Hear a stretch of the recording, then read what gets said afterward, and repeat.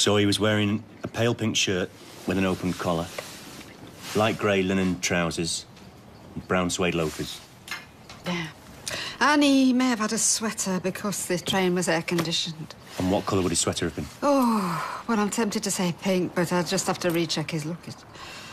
And he left all his luggage on the train? Yes, with his coat. I mean, the only thing that he had with him was his wallet and the traveller's checks I told you about. And his passport? And his passport, yes. Louis always kept his passport on him when he was travelling on the continent. He thought it was safer. Well, there's different schools of thought. What do you mean? You can't be sure what's going to happen in some of these places. You hear all sorts. 2 sugars, did you say, officer? Yeah, thank you. So what action will you take? Well, we'll talk to the French police this morning. We'll contact all the local hospitals and we'll get an alert out on his bank cards. I spoke to the Gazette newspaper yesterday. Is that OK? Before contacting us? What a cheek. No, look, anything's worth a try. So, there was no other disagreement that you can think of? I mean, you hadn't had a falling out? I've told you, we were having a perfectly pleasant journey after the most wonderful, relaxing holiday, and then poof. So this is totally out of character? Yes! Well, there was the one time, I suppose, when he left without kind of an explanation. That's it. And how long was that for? Oh, I don't know. Roughly? 18 months, was it? Steve. Steve, I know you're awake, so get up. What? Stop pretending you're asleep. I'm not stupid. It's in the middle of a dream, then. Yeah, well, we've no milk. Time a juice skulk back in. All right, ballpark figure, how long's this gonna last? How long is what going to last? This mood! I suggest the most sensible solution all round, and I'm the devil. You didn't suggest it, though, did you, Steve? You just went in there waving your checkbook around like a flag. You weren't even there. Well, Ryan thinks I put you up to it. I was very discreet. I only said what everybody wants. For Ryan's sake, for our sake, for Amy's sake, Ken and Deirdre's sake, even Tracy's sake. I've come to grab some socks, keep talking. Listen, your mother had nothing to do with it, and all right, I could have been a bit more discreet. Tracy doesn't react well to hints. I don't react well to blokes paying my girlfriend to abort my baby. You know, they're going to bring this child into the world now out of spite. You've given no other option. What? Well, if blaming me is more convenient, then fine. Oh, don't turn this round. I'm not turning anything around. Why am I always in the wrong? I haven't got time to sit around and wait for common sense to prevail, which is why I got me checkbook out. But whatever. If I went about it the wrong way, then I'm sorry. Oh, what a heartfelt apology. Currently the maitre d' at Viaduct Street Eatery next bistro, Archer, who had been holidaying with his partner in the Mediterranean, was last seen at approximately 11:20 local time. They're an hour ahead of us, the French. On Saturday, shortly before the 10:56 Eurostar, en route from Brussels to London, arrived into Lily Station. It's Lille. What? It's pronounced Lille, not Lily. Oh, listen to you, Edith Piaf. What time's he coming down? He'll be down when he's good and ready. And remember, don't answer the phone and don't open the post. You're a guest. Mr. Archer's partner, ex-Lady Mayoress Audrey Roberts, is back in Weatherfield following her nightmare ordeal. It's a mystery, said Miss Roberts. He went to buy some refreshments from the buffet car.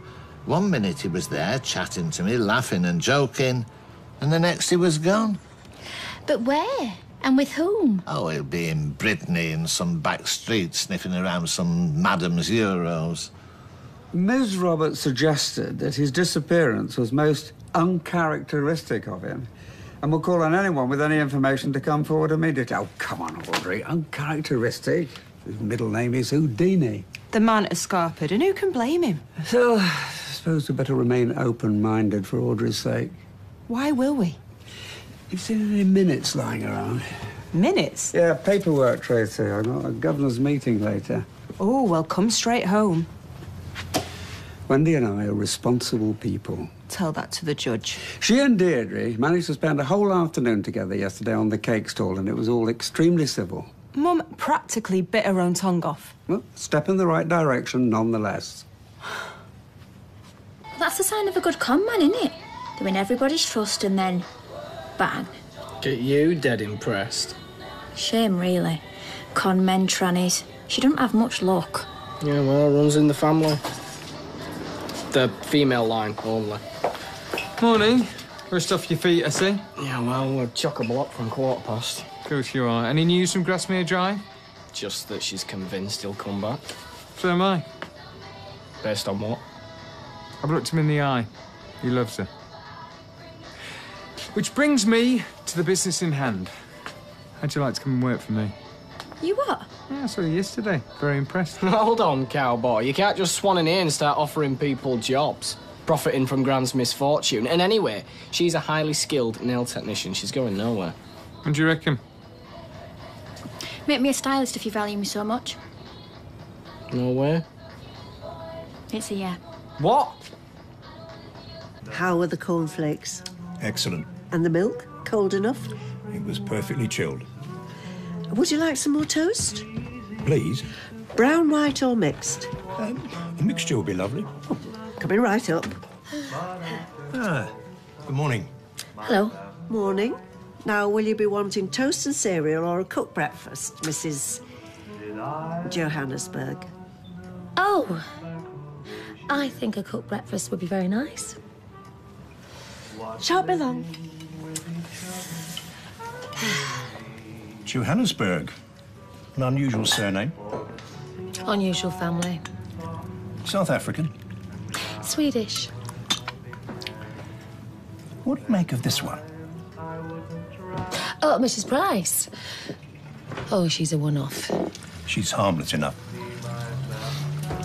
Go on, then. What would you rate it on a scale of 1 to 10? The bed and breakfast experience.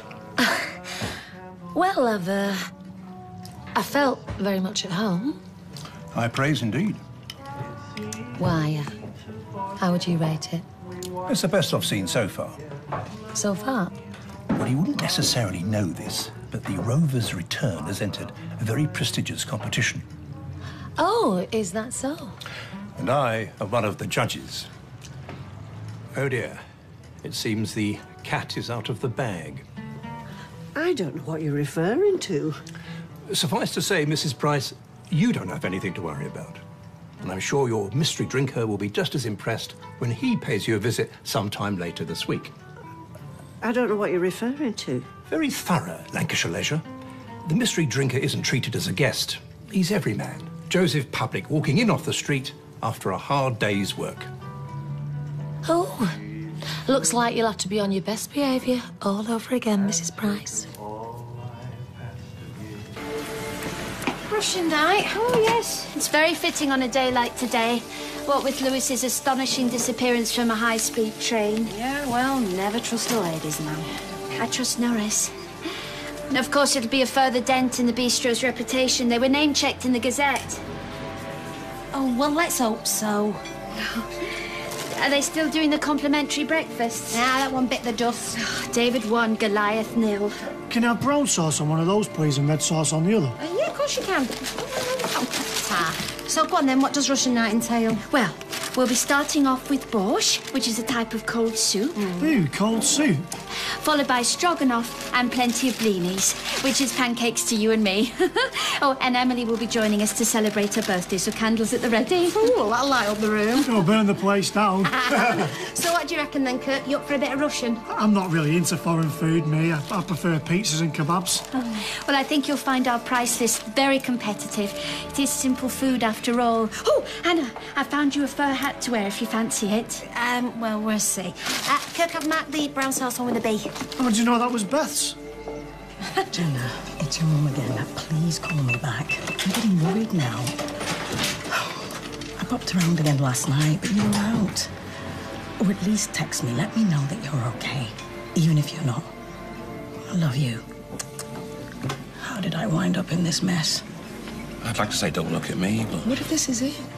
Oh, come on, she's smarter than that. The shock will wear off. You hear about it, though. family rifts that last forever. People always take it out on their mothers. Right, well, that's it. It's official. Oh, good, good. You should have seen him, Dad, flirting with the doctor. It was embarrassing. Dr. Carter? No, the other one, the woman. I was being friendly. Yeah, well, luckily she's a right dog, so I wasn't that bothered. Oh, that's a relief for all involved. You know, he's always fancied himself as a bit of a charmer, but you can't fake it. Aren't you supposed to be at work? When I'm pregnant, are you out of your mind? You've left work? Already? Of course I have. I can't have my unborn child around kebab meat and I'd be on my feet all day. Well, it's impractical. I'm going to the pub. Oh, incidentally, where will you live? You what? When the baby's born, where will you all live? Or should I speak to an architect, see if we can extend out of the back, you know, add a couple of rooms in the playroom? Or maybe a penthouse when you're entertaining? Or maybe your mother and I should move out altogether and donate the whole house to you? It was a bit excessive. Don't eat that Luster, Claire. I'm saving it for Deirdre. No offence, but if I didn't like him, shoot me. Oh, gladly. Oh, don't worry, he's just bitter because he's old. He has lived in the same miserable little house his whole life. I mean, imagine that. Staring at the same four walls, the view into the yard, going to bed every night up the same stairs. It's pathetic. We should get away from here. Oh, what I would give. I'm serious. Wouldn't you like to escape? I know somebody might have a spare room going. How'd you fancy Glasgow? Well, I'd never really thought about it. I mean, we'd have to look into schools and everything, but... Well, I don't see why not, in principle. I'll see what I can do. What would your mum say, though? She'd explode on the spot. Crack on, then. And while you're doing that, I'll get you that eclair, eh?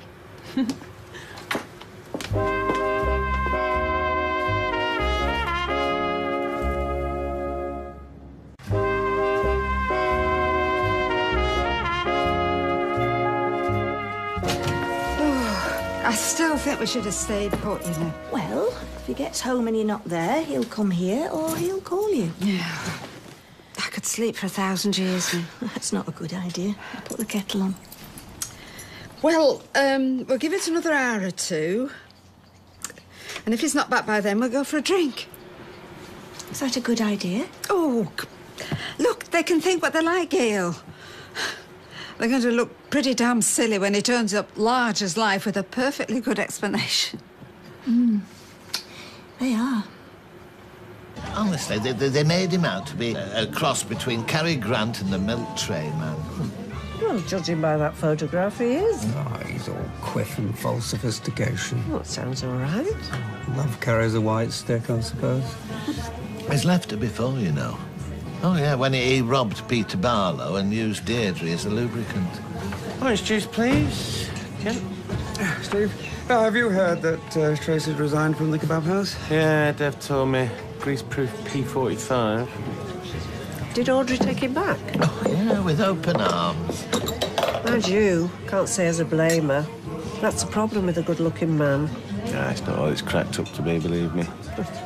I used to go out with a bloke in the 70s, looked a bit like him.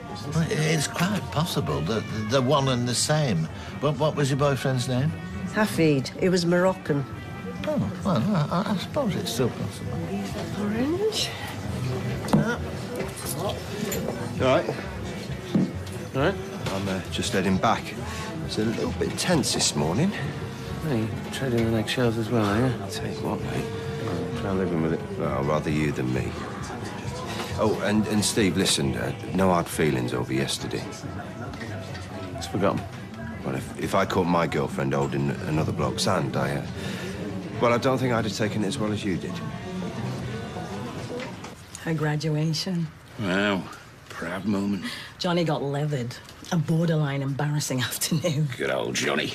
Camping with the Brownies. Her first night away from home. Where was that one taken? That was her 16th birthday at the Charred Oriental. Actually, it was Mr. Mann's. Look who it is. I'm seeing a patient at past, but I thought I'd say hello. Well, hello to you too. I got your messages. I should have responded. You're here. Forget about it. Still like Chinese food? Please. You have to physically restrain me. Those all-you-can-eat buffets, you should see their hearts sink when I walk in. Johnny was like that. He'd go through the entire menu and then eat the menu. Well, I'm exaggerating, but you get the picture. We could go out tonight for something you fancied. Or even get a takeaway. Well, I fancy that. Jen? Maybe. Throw me a bone. Come on, give your old mum something to smile about. What time? So if the mother of Steve's child is also the mother of his stepson's child, what does that make Steve? An inbred. You can hear the banjo starting up, that's for sure.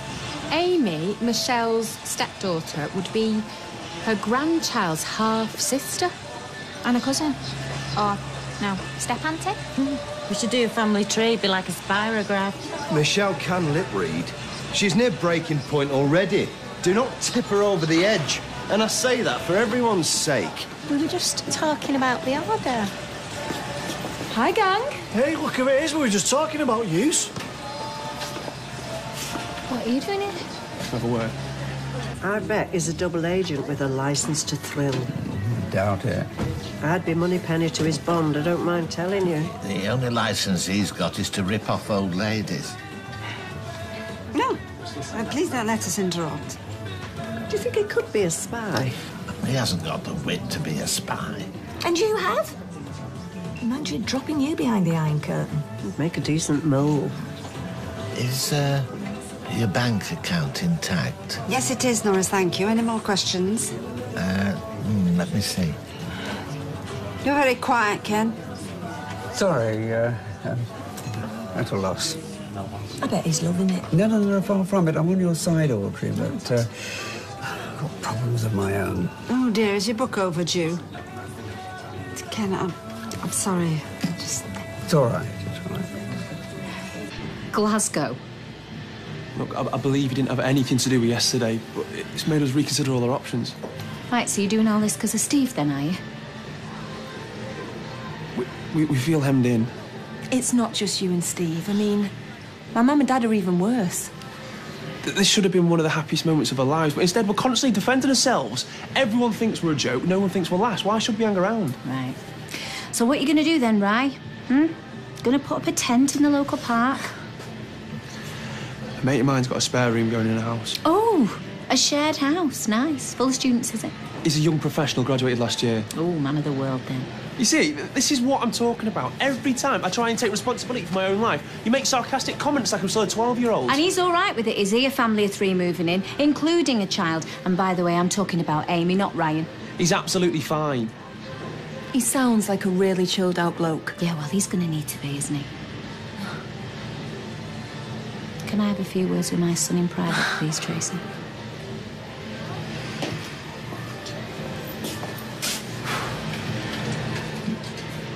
You familiarised yourself with the coffee machine yesterday. Did you see the look on David's face? I spent my whole life seeing the look on David's face. He'll be grateful of the extra money. You showed no faith in me. Bottled lagers, ales. Yeah, why should I have stayed? Well, spend an hour with the wine menu, see what goes where, ask as many questions as you like. Hi, what can I do for you? Is this where Lewis Archer worked? Who's asking? All right, then. Worst case scenario, yeah?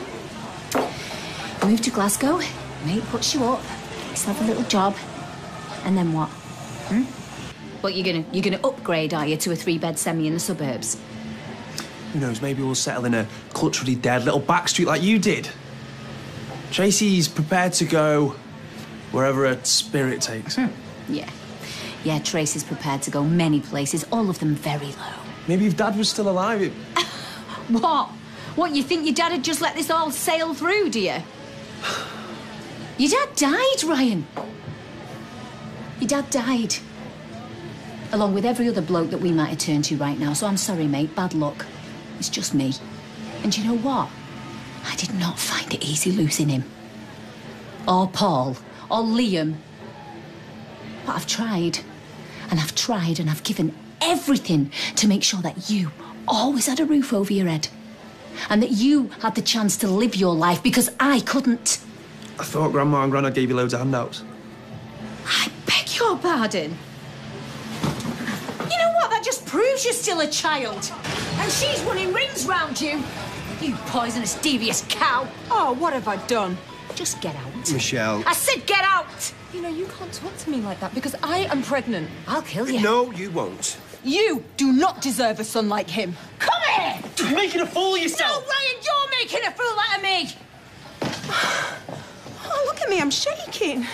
Come on, let's go. It's not good for the baby. You lot, 10 to 5, class dismissed. Race you to the Rovers.